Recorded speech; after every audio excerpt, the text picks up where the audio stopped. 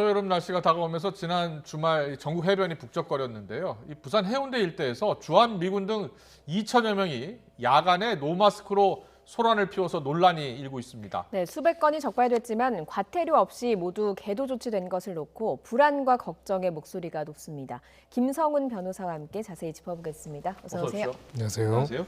이틀 전이었습니다. 부산 해운대에서 주한미군 상당수가 해변에 나와서 그것도 야간에 폭죽도 터뜨리고 술도 마시고 노마스크로요. 당일날 어떤 일이 구체적으로 벌어졌던 겁니까?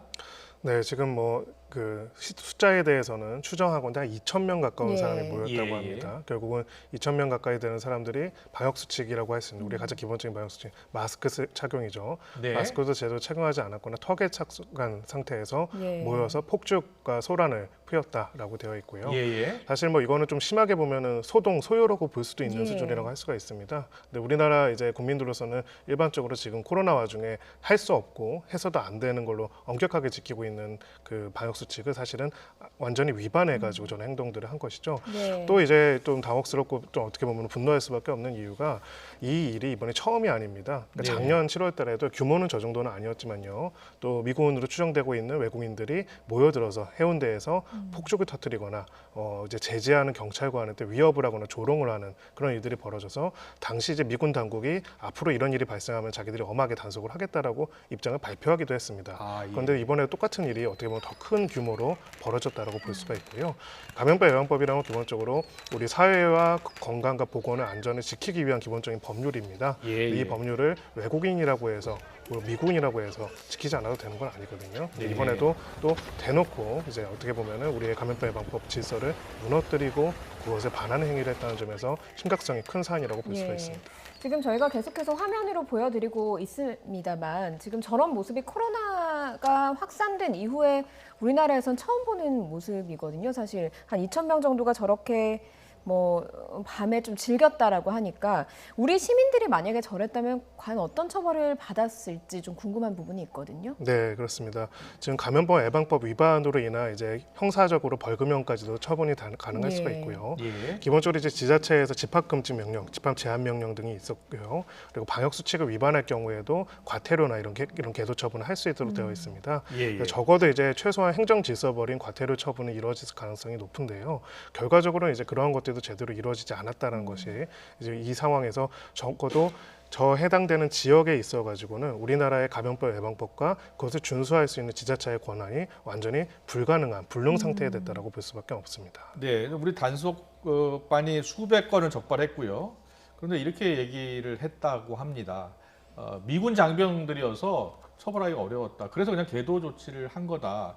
그런데 이게 맞습니까? 우리나라에서 저렇게 잘못된 법을 위반하는 행동을 했는데요. 우리가 처벌을 할 수 없는 게 맞습니까? 네, 저는 일단은 그 내용에 대해서 해석을 해봐야겠지만요. 일단은 틀린 표현이라고 생각을 합니다. 왜냐하면은 지금 기본적으로 소파라고 하죠. 한미 주둔군 지휘에 관한 협정. 원래는 이 이름이 굉장히 긴데요. 이 주둔군 지휘에 관한 협정에서 보면은 우리나라에서 범죄가 되고 미국에선 범죄가 되진 않는 그런 범죄에 대해서는 대한민국이 전속적인 재판권을 가지게 되어 있고요. 전속적인 재판권을 가지고 있다면 원칙적으로는 수사도 가능할 수가 있습니다. 물론 이제 행정질서벌이라고 해서 지자체 차원에서 과태료를 부과하거나 이런 부분에 있어가지고는 어떻게 해석할 것인지에 대한 의견이 갈릴 수는 있는데요. 기본적으로 해서 지금 이 각각의 외국인들 2,000명이나 외국인이 미군 입장은 지금 미군에서 이렇게 발표를 했습니다. 이들이 일단 미군인지 아닌지 미군 병사가 얼마나 포함되어 있는지에 대해서 자기들이 조사해보겠다라고 이야기를 했는데요. 지자체 입장에서는 기본적으로는 외국인이나 외국 군인이나 누구든 간에 기본적으로 방역 수칙을 위반했으면은 과태료 부과 처분을 해야 했던 거고요. 만약에 그런 공무를 집행하는데 저항하거나 방해한다면 그건 이제 또 형사적인 공무집행 방해죄가 될 수 있는 겁니다. 거기에 대해서 또 경찰과 협력해가지고 적극적으로 대응을 했어야 하는 것이고요. 오히려 이거에 대해서 소위 말해서 외국인이나 혹은 미군이라고 해가지고 우리가 대응할 수가 없다, 대응하기 어렵다라고 표현하는 것 자체가 오히려 이 부분에 있어서 큰 오해를 불러일으킬 수 있는 요소가 있다고 생각합니다. 지금 뭐 현장에서 경찰이나 지자체가 계도를 했다고 말씀을 해주셨습니다만 말이 좀 잘 안 통했고 외국인들이 신원 조회나 이런 것 자체를 좀 거부했다 이런 이야기도 들려오고 있거든요. 만약 그렇다면 동행해서 경찰서로 간다던가 이런 것도 가능했던 상황 아니겠습니까? 네, 그렇습니다. 그리고 경찰과 이 부분에 대해서는 좀 더 긴밀하게 협조를 했어야 하고요. 물론 이제 그 해운대구 측에서는 계도 담당 인원들이 한 4명밖에 되지 않았기 때문에 2,000명을 통제하기는 어렵다라고 이야기를 합니다. 근데 2,000명이나 몰려들어가지고 저런 상황을 만들어낸 것은 사실 우리 국가의 방역 차원에서 굉장히 위험한 행동이라고 할 수가 있거든요. 그렇습니다. 그래서 이것을 해당되는 구의 어떤 단속 권한에만 맡길 뿐만 아니라 저 정도면 이제 광역시 차원에서 좀 대응을 했어야 하는 일이 아닌가라는 생각이 듭니다. 네, 그리고 오는 7월 4일 미국 독립기념일 연휴가 있습니다. 이때 또 저런 행동을 하지 않을까 매우 우려가 되거든요. 작년에도 7월 4일 날 저런 비슷한 행동을 했던 것으로 지금 알려지고 있습니다. 자, 우리 국방부나 또 우리 경찰, 당국, 지자체 어떻게 해야 되겠습니까? 네, 일단은 이번에 그 2,000명과 관련된 이 여러 가지 자료들이 확보된 내용들을 토대로 미국의 공식적인 대응을 어떻게 할 것인지에 대해서 먼저 확인해 볼 필요가 있어 보입니다. 미군이 원래 작년 이제 7월 달이죠. 그때도 저 정도 규모는 아니었지만은 저렇게 폭죽을 터뜨리거나 아니면 노 마스크로 모여들어 가지고 하고 심지어는 제지하는 경찰관을 따라다니면서 지속적으로 조롱하는 일까지 벌어졌습니다. 당시 미국 당국은 앞으로 이런 일이 발생하지 않도록 조치를 하고 그런 병사가 있을 경우에는 벌금까지도 하겠다라고 이야기를 했는데요. 결과적으로는 이번에 그런 사전 예방 조치가 전혀 없었고 사후적으로도 지금 미온적인 대처를 하고 있는 상황입니다. 일단은 미국 쪽에 이 부분들 어떻게 대처할지를 보고요. 특히나 이제 저렇게 많은 인원이 모여들어서 그 관할 지자체 차원에서 대응이 어렵다면은 더 큰 규모에서 어떻게 보면은 경찰 병력이라든지 이런 분들 동원이 돼가지고 저희들이 가지고 있는 기본적인 법적인 질서와 감염병 예방 질서를 확립할 수 있는 구조를 만들어내야 한다고 생각합니다. 저렇게 이제 대응할 수가 없었다라는 이야기를 하는 것 자체가 어떻게 보면은 계속적으로 외국인이나 아니면 주한미군으로 하여금 한마디로 우리나라의 법 질서를 무시해도 된다라고 이해할 수 있게 되기 때문이거든요. 그렇죠. 그런 부분에 있어가지고는 이번에 그 미군 차원에서도 미군이 공식적으로 밝힌 입장처럼 법률적으로 대한민국의 주권과 인정 저런 법률적인 질서를 존중한다면은 위반한 병사들이 누구이고 그들에 대해서 어떤 처분이 있는지에 대해서 명확하게 밝히고요.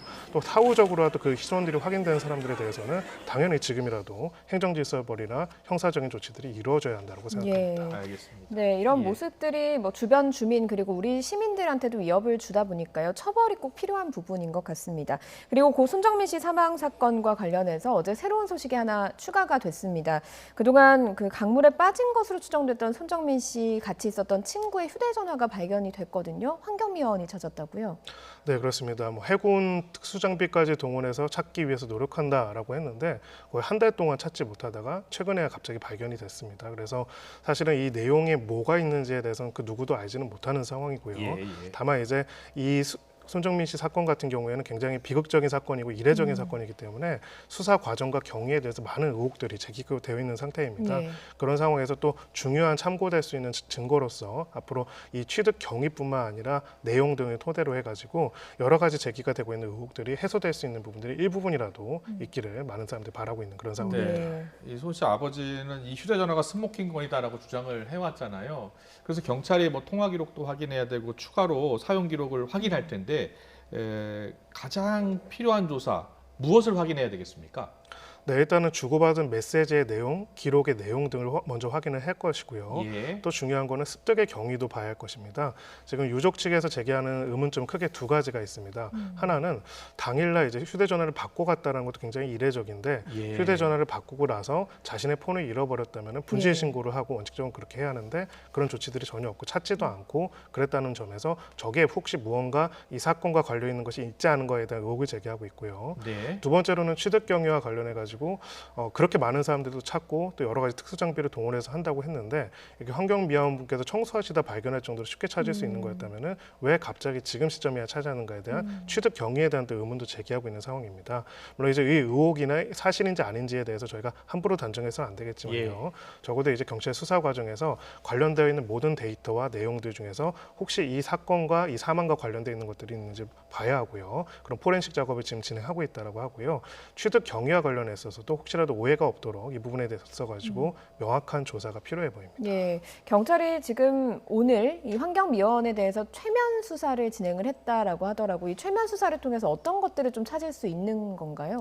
네, 기본적으로 이제 최면 수사가 우리 형사소송법에 어떤 규정되어 있는 수사 기법은 아닙니다. 예. 그럼에도 불구하고 잠재 의식을 통해 가지고 환경 습득하신 습득자분이 기억하고 있는 인지적으로 기억하고 있는 것 외에도 혹시 주변의 정황과 내용들을 파악할 수 있는 부분들을 찾아내기 위해서 하는 거거든요.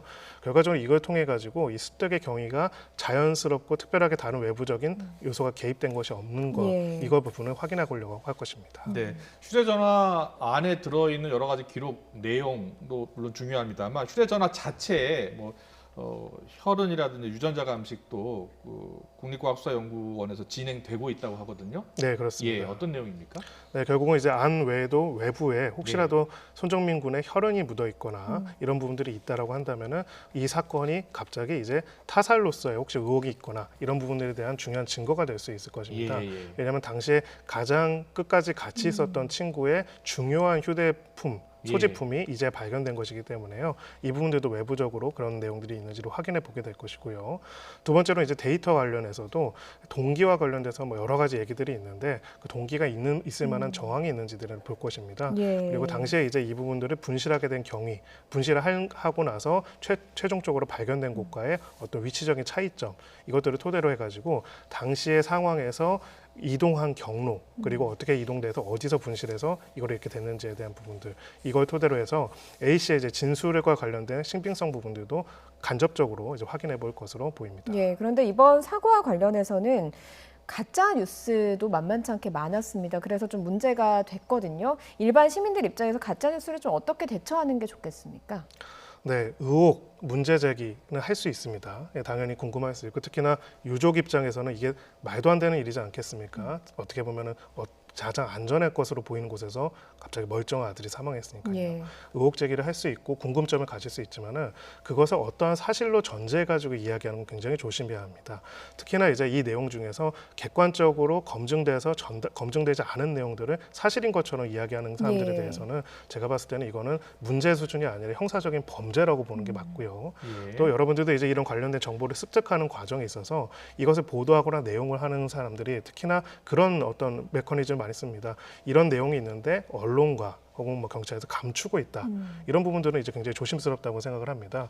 그렇다면은 그렇게 감추고 있는 거를 그런 유튜버, 그런 어떤 일반적인 사인들이 어떻게 확인할 수 있는지가 출처가 제대로 밝혀지지 않은 거거든요. 예. 정말 안타까운 거는 이런 내용으로 지금 이 유족들은 정말로 가슴이 아프고 지푸라기라도 뭔가 단서를 찾고 싶은 상황일 텐데 이 상황을 이용해 가지고 돈을 벌고 가짜 뉴스를 계속 만들어내는 사람들에 대해서는 엄격한 처벌이 필요하다고 생각을 하고요. 그리고 또 그 사람들이 그런 행동들에 대해서 책임을 지도록 하는 게 이 사건의 진실을 밝히는 데도 오히려 더 도움이 된다고 생각합니다. 예. 그래서 엉뚱한 의혹을 제기하고 엉뚱한 방향을 가르치게 되면은 정말 이 사건의 어떤 본질, 만약에 이 사건이 정말로 타살의 혐의점이 있다고 한다면은 진정한 범인이 누구신지, 무슨 경위를 했는지 찾는 과정을 오히려 어렵게 만들기 때문이죠. 예, 알겠습니다. 휴대폰이 발견이 됐고요. 정확한 진실 예. 규명이 돼야 될 것 같고 경찰도 유가족이 납득할 수 있는 그런 확실한 조사 결과를 내놨으면 좋겠습니다. 지금까지 김성훈 변호사와 함께했습니다. 잘 들었습니다. 고맙습니다. 감사합니다.